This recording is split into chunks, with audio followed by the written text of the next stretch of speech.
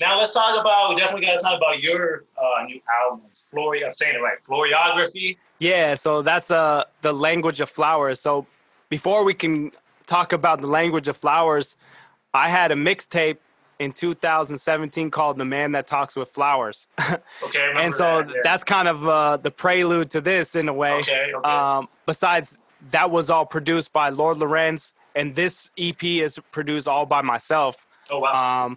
So that So you made the project, beats. You made the beats and everything. on this project, Floriography, I produced everything, Oh mixed wow. it, Nice. Nice. recorded it here in this studio. So the Man That Talks with Flowers, I came back from a trip and I found this little book, and this type of stuff always happens to me where I that's why I kind of believe in like ancestors and angels and stuff like that. You're about to mention synchronicities, huh? Yeah, synchronicities and all that. So I found this little booklet that was written to that was kind of signed away to my great grandmother, who was also into metaphysics and all this stuff in the occult and reading tarot, and she also played music. It was a book about a spiritual awakening. You know what I mean? Okay. And Gotcha. so I kind of took that concept and I made it the man that talks with flowers about getting back into nature. Or it could be like my language is the flowers, you know? So that's kind of where I came with this EP. We can use our language to bring up our resonance, you know what I mean? I love that. And it's also kind of more like a scientific way where it's like, this project is mad cryptic, you know? So it's like the language is its own language, you understand? Okay. I like that. I also had this book that's kind of like where I came up with some of the titles, and the language of flowers was Floriography. So that's there's a track called The Language of Flowers, and there's a way that you can use the language of flowers called the Tussie Mussy, and that was like kind of like how people put together different arrangements of flowers to mean a certain thing. So you're giving somebody a message through the flowers. And there's also in Japanese culture, there's a language of flower called Hanakataba. So I have I was wondering about what that was. Hanakataba. It's a Japanese language of flowers. No, real quick. I was listening to the album. I'd already listened to it, of course, but I was listening to it right before this, and that song was on. And every time I heard that song, I was like, what is that about? So now, now you just answered it for me.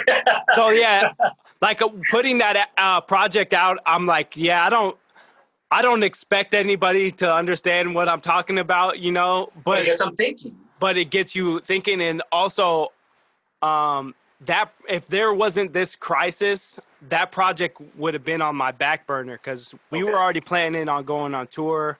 I have a underground like abstract boom bap project that I'm working on. Oh, cool. That was gonna be. I wanted to publish that before I went on tour, but since this all happened, I'm like, I need to tune my music a certain way for healing because you know, not just our body healing, but our minds need to be healing. So if I can do this for myself, then maybe people will catch the vibe. So that's why I started working on this EP. I had originally wrote the track list and produced a couple of the beats right when I started making beats again, which was like probably 2018. But I went back and I rewrote a couple of the tracks.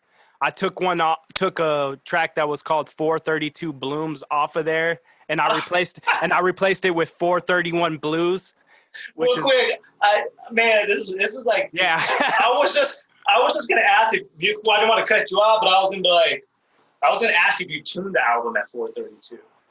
Most of the beats were tuned at 432, yeah.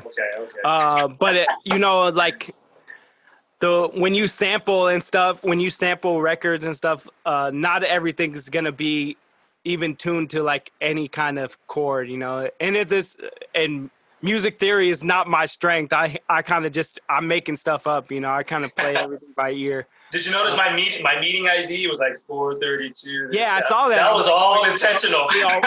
Was it intentional? Yeah.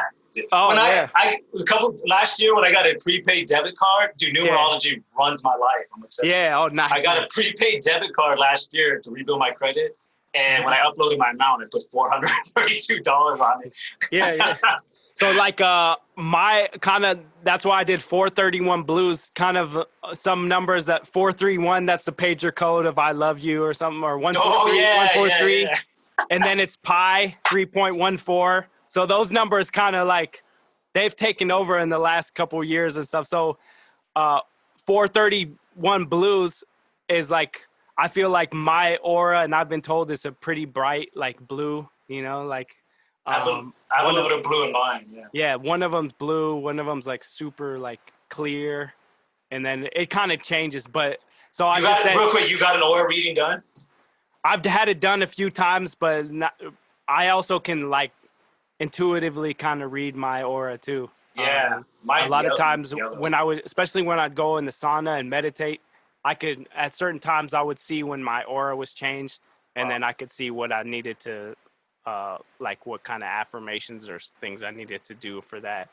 But 431 blues, that I said that's the color of my lifestyle. So your lifestyle, everything you do is collected up in the universe. Like all the love that you thought you lost is collected out there. So you have that waiting for you.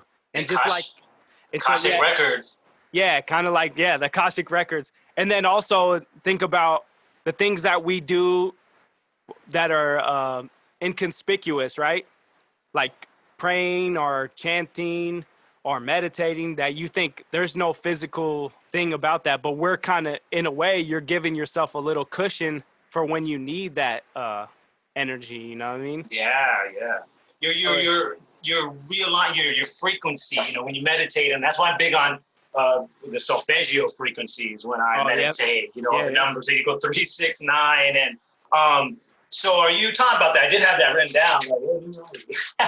So I take you are, is that because Nikola Tesla was big numerology? He was obsessed with 3, 6, 9, and that's where I got obsessed with that. I looked into it one day, and I saw how it tied into I can never remember the names. Pythagorean theorem.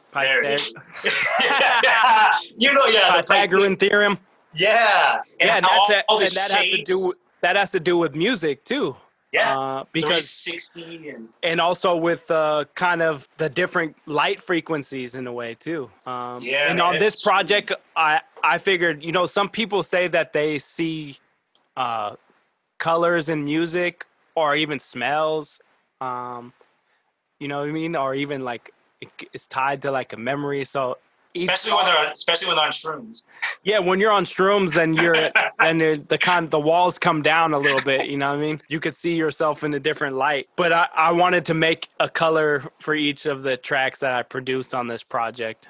Okay. So like, there's one that Ethnogenics, that's like a green, and then Hanakataba, that's yellow, and then 431 Blues, blue, obviously. Yeah. You know what I mean? So it's like having different colors. So it might come up as a different color when you guys listen to it. But for me, that was like the intention behind making it. You know what I mean?